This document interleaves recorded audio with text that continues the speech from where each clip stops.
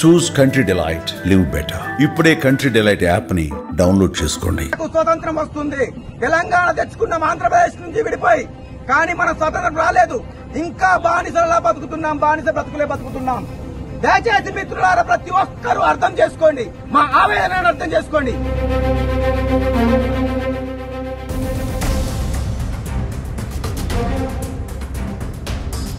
సామాజిక స్పృహతో కార్యక్రమాలు చేపడుతున్న ప్రభుత్వంలో గానీ ప్రభుత్వ అధికారులలో ఏదైనా చలనం వచ్చిందా?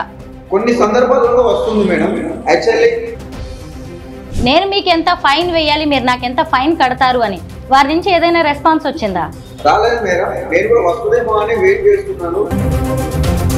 మున్సిపల్ కమిషనర్ గారి దగ్గర నుంచో, లేకపోతే కలెక్టర్ గారి దగ్గర నుంచో, లేకపోతే పోలీస్ కమిషనర్ దగ్గర నుంచో నాకు ఫోన్ పే వస్తుందేమో అని ఆశపోతున్నాను. వాళ్ళు పార్కింగ్ ప్లేస్ ప్రొవైడ్ చేయక ఎక్కడ పెట్టుకుని అర్థం కాక ఎక్కడ పెట్టి పొరపాటు వెళ్ళిపోతే వాటికి ఫైన్ వేస్తున్నారు. ఇది తప్పు కదా. ఒక కేంద్ర మంత్రి ఉన్నారు, 2 రాష్ట్ర మంత్రులు ఉన్నారు. మీ సమస్యలను ఎప్పుడైనా ప్రజా ప్రతినిధుల దృష్టికి తీసుకువెళ్లారా? పొలిటికల్ లీడర్స్ ఎవరు ఉంటారో వాళ్ళు మనం పట్టుకోవద్దు మేడం. చాలా మంది చేసే తప్పు ఏంటంటే పొలిటికల్ లీడర్స్ దగ్గర వాళ్ళు రిక్వెస్ట్ చేస్తుంటారు, బతిమాడుతున్నారు. వాళ్ళు అర్థమే లేదు మనకు. అందరికీ నమస్కారం, నేను Swaroopa Putlapalli. Welcome to Suman TV. Helmet ధరించకపోయినా, ట్రాఫిక్ రూల్స్ పాటించకపోయినా మీరు మాకు ఫైన్లు వేస్తారు. అసలు రోడ్లే బాలేవు, పౌరుల జీవితాలకే భద్రత లేదు. నేను మీకు ఎంత ఫైన్ వెయ్యాలి, మీరు నాకు ఎంత ఫైన్ కట్టాలి అంటూ ఏకంగా కరీంనగర్ జిల్లా కలెక్టర్ను, కరీంనగర్ జిల్లా ఎస్పీని ప్రశ్నిస్తున్నాడు ఓ భారతీయుడు. అతను మరెవరో కాదు, కరీంనగర్ జిల్లాకు చెందిన కోట శ్యామ్ కుమార్ గారు. ప్రస్తుతం నాతో పాటు లైవ్ కాల్లో ఉన్నారు. తనతో మాట్లాడి ప్రభుత్వం మీద ఇలాంటి పోరాటానికి ఎందుకు దిగారో తెలుసుకుందాం. నమస్తే శ్యామ్ గారు. నమస్తే అండి. మొత్తం మీద మీరు ప్లకార్డులు పట్టుకొని గుంతలున్న రోడ్ల మీద కూర్చున్న వీడియో బాగా వైరల్ అవుతోందండి. ఎందుకు మీరు ఇలాంటి నిర్ణయం తీసుకున్నారు? ప్రభుత్వం మీదే పోరాటానికి ఎందుకు దిగాల్సి వచ్చింది? గత కొన్ని సంవత్సరాలుగా నేను ఈ రోడ్స్ గురించి పోరాటం చేస్తూ వస్తున్నాను మేడం. యాక్చువల్లీ 2018 నుంచి కూడా నేను రోడ్స్ పైన పోరాటం చేస్తూ వస్తున్నాను. ఇప్పుడు నిన్న చూస్తున్నా చూడండి, అది కరీంనగర్ నుంచి నిజామాబాద్ వెళ్ళే నేషనల్ హైవే. అంటే ఆ నేషనల్ హైవేలో సిటీలో ఉంటుంది. కరీంనగర్ బస్ స్టాండ్ నుంచి ఆల్మోస్ట్ 3-4 కిలోమీటర్ల దూరంలో ఉంటుంది. సిటీ మధ్యలో ఉన్న రోడ్ అది. అయినప్పటికీ కూడా గత కొన్ని సంవత్సరాలుగా ఆ రోడ్డును పట్టించుకున్న నాదులు లేడు. ఏ మినిస్టర్ పట్టించుకోలేదు, ఏ పొలిటికల్ లీడర్ పట్టించుకోలేదు. అలాగానే వాళ్ళు పట్టించుకోకపోని కానీ అధికారులైనా పట్టించుకోవాలి కదా. ఎంతో మంది ఐఏఎస్ ఆఫీసర్లు వచ్చారు, ఐపీఎస్ ఆఫీసర్లు వచ్చారు, వాళ్ళు మారుతున్నారు, వీళ్ళు మారుతున్నారు తప్ప దీనికి పరిష్కారం చూపించాలని ఏ ఒక్క నాయకుడు ఆలోచించలేదు మేడం. అందుకే నేను చూసి చేస్తూ చెల్లించి నిన్న మేము అన్ని కడుతున్నాము, జిఎస్టీ కడుతున్నాము, బండి కొంటే రోడ్ ట్యాక్స్ కడుతున్నాము, మేము జీవించడానికి ప్రతి ట్యాక్స్ కట్టుకుంటూ వస్తున్నాము. అదే విధంగా ట్యాక్స్లే కాకుండా ఒకవేళ పొరపాటున మేము రోడ్డు మీదకి హెల్మెట్ మర్చిపోయినా, లేకపోతే సీట్ బెల్ట్ మర్చిపోయినా, లేదంటే రాంగ్ పార్కింగ్ లో పొరపాటున పెట్టాల్సిందే చూసిన పెట్టినా కూడా అన్నిటికీ మీరు ఫైన్ వేస్తున్నారే, అన్నిటికీ కూడా మేము ఫైన్ కట్టుకుంటూ వస్తున్నాము. కానీ మాకు సరైన రోడ్సే లేవు కదా, మీరు మాకెంత ఫైన్ కడతారని నిన్న నేను ప్రశ్నించడం జరిగింది. మీరు గతంలో కూడా ఇలాగే ప్లకార్డులు పట్టుకుని ధర్నా నిరసన చేసిన విజువల్స్ చూసామండి. అంటే ఎంతకాలంగా మీరు ఇలా చేస్తూ ఉన్నారు? దాదాపు నేను 5-6 సంవత్సరాలుగా నేను రోడ్ల పైన పోరాటం చేస్తూ వస్తున్నాను. సామాజిక స్పృహతో, సామాజిక కార్యకర్తగా నేను ప్రతి చోట కూడా రోడ్డు గురించి అయితే నేను గవర్నమెంట్ స్కూల్స్ అయితే నేను గవర్నమెంట్ హాస్పిటల్స్ అయితే నేను ప్రతి చోట నా గలాన్ని వినిపిస్తూ వస్తున్నాను. సామాన్య పౌరుడుగా ఏదైతే హక్కు ఉందో మనకు, అడిగే హక్కు, ప్రశ్నించే హక్కు, దాన్ని నేను యూజ్ చేసుకుంటూ ప్రతి ఒక్కరిని ప్రశ్నిస్తూ పరిష్కారం కోసం ఎదురు చూస్తూ ఉంటున్నాను మేడం. శ్యామ్ గారు, మీరు ఇన్ని రకాలుగా సామాజిక స్పృహతో కార్యక్రమాలు చేపడుతున్న ప్రభుత్వంలో గానీ ప్రభుత్వ అధికారులలో ఏదైనా చలనం వచ్చిందా? కొన్ని సందర్భాలలో వస్తుంది మేడం. యాక్చువల్లీ అడగంటే అమ్మాయినా అన్నం పెట్టదు అనే సామెత ఉంది, అందరికి తెలిసిందే. అలాగే ప్రతి ఒక్కరు కూడా, ప్రతి ఒక్క యువకుడు కానివ్వండి, పెద్దవారు కానీ ఎవరైనా కూడా మన ఏరియాలో, మన కాలనీలో ఏదైనా రోడ్డు సమస్య కానీ, మున్సిపల్ సమస్య కానీ, ఎలాంటి సమస్య అయినా కూడా మీరు ప్రశ్నించాలి. ఫస్ట్ మీరు ప్రశ్నించండి. అధికారులు మీ రోడ్డు గురించి కానీ, మీ ఇంటి గురించి కానీ, మీ వ్యవస్థ గురించి కానీ పట్టించుకోరు. కాబట్టి మీరు ఫస్ట్ అడిగిన తర్వాతనే మనం అడిగి అలసిపోతే మాలాగా పోరాటం చేయాల్సి ఉంటుంది. మన చుట్టూ అనేక సమస్యలు ఉన్నాయి, మీరు గుంతలు పడ్డ రోడ్ల సమస్యని ఎందుకు ఎంచుకున్నారు? మెయిన్ గా మేడం రోడ్డు మీద చాలా మంది యాక్సిడెంట్ అయి చనిపోతున్నారు మేడం. ఆ చనిపోవడం అనేది ఒక వ్యక్తి చనిపోవడం కాదు, ఒక కుటుంబం మొత్తం కూడా రోడ్డున పడడం.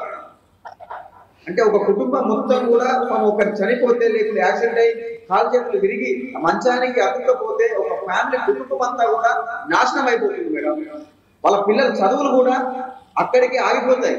అందుకే నేను చెల్లించి ఇలాంటి పరిస్థితి ఎవరికి రావద్దు అనే ఉద్దేశంతో రోడ్లు కరెక్ట్ ప్రాపర్ గా ఉంటే అట్లీస్ట్ వాళ్ళు వెళ్ళేసి ఏదైనా వర్క్ చేసుకున్న బతకాలనే ఉద్దేశంతో ఈ రోడ్స్ అనేది మెయిన్ కాన్సెప్ట్ తీసుకున్నాను. మీ భారతీయుడు అనే ట్యాగ్ లైన్ ఎందుకు పెట్టుకున్నారు? ప్రశ్నించే హక్కు ఫస్ట్ నేను భారతీయుడు సినిమా చూసిన తర్వాత చాలా రోజుల తర్వాత కూడా నాకు అనిపించింది ప్రశ్నించాలంటే ఒక భారతీయులాగా ప్రశ్నించాలి. స్వతంత్ర సమరయోధుల కోసం పోరాడిన ఎంతో మంది మహానుభావుల యొక్క తీసుకున్నాను మేడం. అందుకే నేను ప్రశ్నించడం నేర్చుకొని భారతీయుడు పేరు పెట్టుకున్నాను. ఒక పౌరుడిగా మీరు ఏకంగా ఎస్పీ గారిని అలాగే జిల్లా కలెక్టర్ గారిని ప్రశ్నించారు, నేను మీకు ఎంత ఫైన్ వేయాలి, మీరు నాకు ఎంత ఫైన్ కడతారు అని. వారి నుంచి ఏదైనా రెస్పాన్స్ వచ్చిందా? రాలేదు మేడం. నేను కూడా వస్తుందేమో అని వెయిట్ చేస్తున్నాను. వాళ్ళు ఏమైనా ఫైన్ కడతారేమో అని నిన్న నైట్ 2 o'clock వరకు వెయిట్ చేశాను. నాకేమైనా phone pay commissioner municipal commissioner గారి దగ్గర నుంచో లేకుంటే కలెక్టర్ గారి దగ్గర నుంచో లేకుంటే పోలీస్ కమిషనర్ దగ్గర నుంచో నాకు ఫోన్ పే వస్తుందేమో అని ఆశతో చూసాను. ప్రతి దానికి నేను ఫైన్ కట్టుకుంటూ వస్తున్నాను మేడం. నేను బ్రతకడానికి ఎన్నైతే ట్యాక్సులు కడుతున్నానో అదే విధంగా రోడ్డు ఎక్కితే ఏదైనా చిన్న పొరపాటుగా నేను మర్చిపోతే వాటికి కూడా ఫైన్స్ కట్టుకుంటూ వస్తున్నాను. చిన్న ఎగ్జాంపుల్ మేడం, మాకు ఇక్కడ టవర్ సర్కిల్ ఉంటుంది కరీంనగర్ లో. టవర్ సర్కిల్ లో వెళ్ళాలంటే అంతా కూడా షాపింగ్ కాంప్లెక్స్ ఉంటాయి, కూరగాయల మార్కెట్ ఉంటుంది. అందులో మేము బండి ఎక్కడ పెట్టుకోవాలి? బండి రోడ్డు మీద అక్కడ పక్కన ఎక్కడ పెట్టుకోకపోతే అది ఫోటో కొట్టి పంపిస్తారు. వాళ్ళు పార్కింగ్ ప్లేస్ ప్రొవైడ్ చేయక ఎక్కడ పెట్టుకుని అర్థం కాక ఎక్కడ పెట్టి పొరపాటున వెళ్ళిపోతే వాటికి ఫైన్ వేస్తున్నారు. ఇది తప్పు కదా. వాళ్ళు అన్ని ఇచ్చినప్పుడు మాత్రమే ఫైన్స్ వసూలు చేయాలని నేను డిమాండ్ చేస్తున్నాను కదా. జీబ్రా క్రాసింగ్ పెట్టాలి, సిగ్నల్స్ పెట్టాలి, ట్రాఫిక్ పెట్టాలి, ఇవన్నీ పెట్టి రోడ్స్ కరెక్ట్ ప్రాపర్ గా అందించినప్పుడు మాత్రమే ఫైన్స్ వసూలు చేయాలని నేను డిమాండ్ చేస్తున్నాను. మొత్తం మీద ఉమ్మడి కరీంనగర్ జిల్లాలో ఒక కేంద్ర మంత్రి ఉన్నారు, 2 రాష్ట్ర మంత్రులు ఉన్నారు. మీ సమస్యలను ఎప్పుడైనా ప్రజాప్రతినిధుల దృష్టికి తీసుకువెళ్లారా? పొలిటికల్ లీడర్స్ ఎవరు ఉంటారో వాళ్ళు మనం పట్టించుకోవద్దు మేడం. చాలా మంది చేసేది తప్పేంటంటే పొలిటికల్ లీడర్స్ దగ్గర వాళ్ళు రిక్వెస్ట్ చేస్తుంటారు, బతికిలాడుతున్నారు. అసలు వాళ్ళు అవసరమే లేదు. మనకు ఐఏఎస్ ఆఫీసర్స్ ఉన్నారు, ఐపీఎస్ ఆఫీసర్స్ ఉన్నారు, వీళ్ళదే కదా అధికారం, వీళ్ళే చేయాలి. మనం గవర్నమెంట్ ఫైన్ కడుతున్నాం కాబట్టి మనం అందరం కూడా అధికారుల మీదనే వెంటబడాలి, అధికారులతోనే పని చేయించుకోవాలి. కాబట్టి అటు వాళ్ళకి లెటర్స్ ఇవ్వడం ఒక ఎత్తు అయితే అధికారులు వెంటబడి అధికారులతో పనులు చేసుకోవడం ఒక ఎత్తు. మా దగ్గర ఉన్నారు మేడం, మీరు అన్నట్టే మినిస్టర్ గారు ఉన్నారు, గంగుల కమలాకర్ గారు ఉన్నారు, పొన్నం ప్రభాకర్ గారు ఉన్నారు, బండి సంజయ్ గారు, ఎప్పుడు కూడా మేధావులే. చాలా సంవత్సరాల కరీంనగర్ సేవ చేస్తున్నాము అనే భ్రమల బతుకుతున్న వాళ్ళే. అయితే మీరు ఒక్కరే పోరాటం చేస్తే సరిపోదు, మీలాగా ఇంకొంతమంది చేయాలి. మీ ప్రదర్శన చూసి ఎవరైనా మీకు మద్దతు తెలుపుతూ ఉన్నారా? చాలా మంది యువకులు మాత్రం వస్తున్నారు మేడం, మద్దతు తెలుపుతున్నారు, ఫోన్ చేస్తున్నారు, మేము మీ వెంట ఉంటాము అని కూడా చెప్తూ వస్తున్నారు. నేను కూడా యువకులకు మంచి మెసేజ్ ఇవ్వదలుచుకున్నాను మేడం. మన సుమన్ దయచేసి మీరు కూడా మారండి, ప్రశ్నించే తత్వాన్ని పెంపొందించకండి. ఏదో ఒక పార్టీకి కార్యకర్తగా కాక ఏదైనా కార్యానికి కర్తగా ఉండండి. అంటే కార్యం అంటే పని, ఏదైనా పనికి కర్తగా ఉండండి. మీ ఏరియాలో జరిగే ఏదైనా రోడ్డు సమస్య కానీ లేకపోతే ఇంకేమైనా సమస్య కానీ అలాంటి కార్యాలకు కర్తగా ఉండాలి తప్ప ఈ జెండాలు మోసుకుంటా ఇంకా ఇంకెన్ని సంవత్సరాలు మీరు జెండాలు మోసుడు ఒక పార్టీ కంటే ప్రశ్నిస్తున్న వాళ్ళ వల్ల మీరు ఈ జెండాలు మోసుడు ఒకరి మినిస్టర్ల దగ్గరనో లేకుంటే ఎమ్మెల్యే దగ్గరనో లేకుంటే ఇంకోటి దగ్గరనో వాళ్ళకు ఊడిగం చేస్తూ బంద్ చేసి స్వతంత్రంగా బతకండి. ప్రజల భద్రతకు సంబంధించి మీరు చేస్తున్న కార్యక్రమాలు చాలా బాగున్నాయండి.